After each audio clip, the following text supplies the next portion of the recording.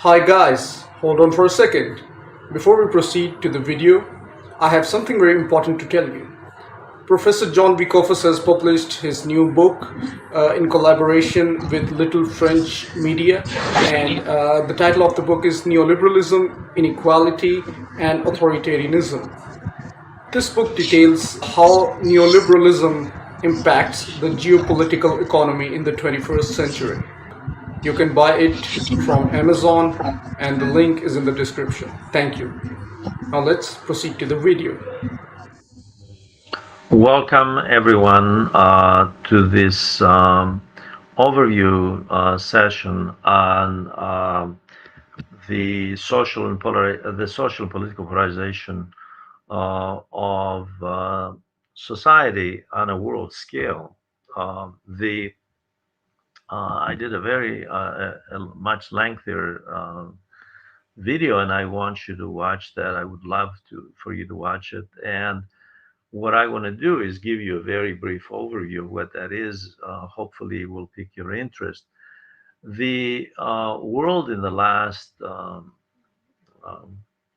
45 years or so has become increasingly polarized. You would think, by the way, with the end of the Cold War, although now we're in a new one, the end of the old Cold War, um, that there would not be a rise in political and social polarization, as well as the division that exists among nations between the transatlantic West and G7 versus the China Russia led global South countries. But that's the reality we live in. One of the reasons for this, I argue, in this video, as well as in the book that I have published on neoliberalism and the rise of authoritarianism, which is the neoliberal model itself and the militarism, which unfortunately has accompanied the neoliberal model in the last 45 years. Neoliberalism is a political economy which is within the larger scheme, the larger political economy of capitalism. However, it does mean that the state is the pillar behind the private sector. If we put the rhetoric aside regarding free enterprise and uh, businesses not wanting government to interfere, actually they don't want government to interfere in regulating their relations with their workers, labor management relations. They want government to interfere on their behalf to provide corporate subsidies, and that's exactly what has happened, to reduce their taxes, and that's exactly what has happened on a world scale, by the way, to provide a favorable monetary policy so they can borrow at low interest rates, to provide a climate for transfer of money globally, to provide a climate of uh,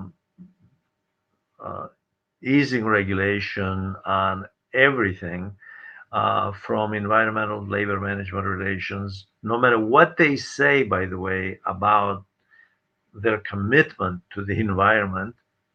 Um, that aside, the rhetoric aside, it's vacuous rhetoric.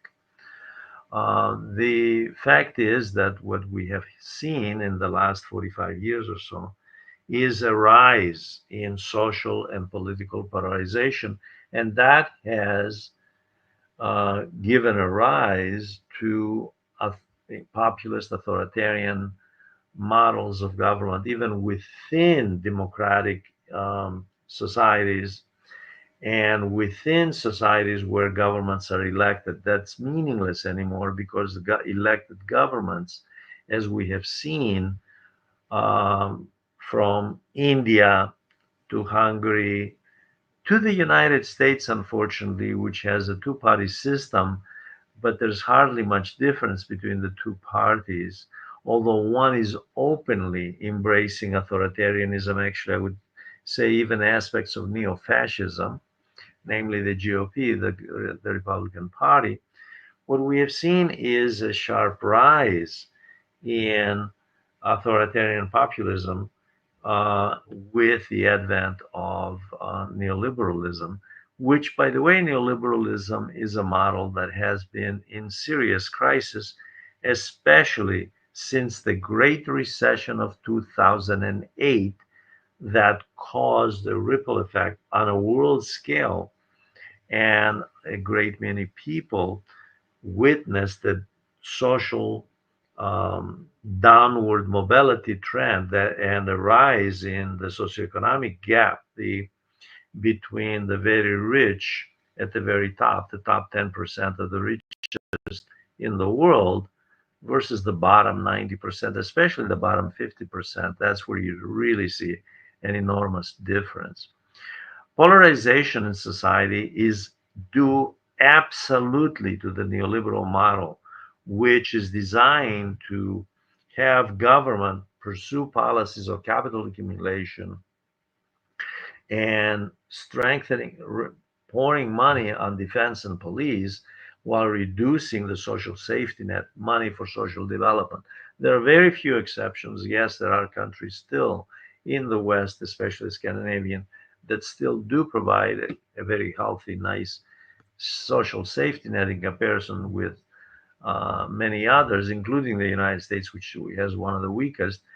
And there are countries that pour a lot of money into social development, namely China, which has eliminated extreme poverty and does not adhere to the neoliberal model at home to the degree that other countries do, by the way, although China is one party state. Let's face it, it's the Communist Party. So what you have is with liberalism is the dictatorship, basically, of businesses, and they have openly been at war against the working class. Warren Buffett, the American billionaire, has at least been honest enough to argue that it's not labor that has declared war against capital, it's capital that has declared war against labor. This is exactly the case. We have, in fact, a situation of the capitalist class, through its influence in government, um, adopting a position that is very much against labor. You can see this in terms of the minimum wages for many countries, which are not, minimum wage is not a living wage. $15 an hour, by the way, is not a living wage in California. It's a starving wage. That's why there's so many people who are homeless. So what we have on a world scale are policies, anti-labor policies, and we judge all of this by the results. We don't have to guess. We don't have. We look at the reality, the downward social mobility on a world scale in the last 45 years, and also the reflection of this downward social mobility in the political arena. I invite you to take a look at the video that I did on this issue. Write comments, ask questions, and by all means, sign up to this educational channel that my good friend Asad Ali manages. I thank you for watching.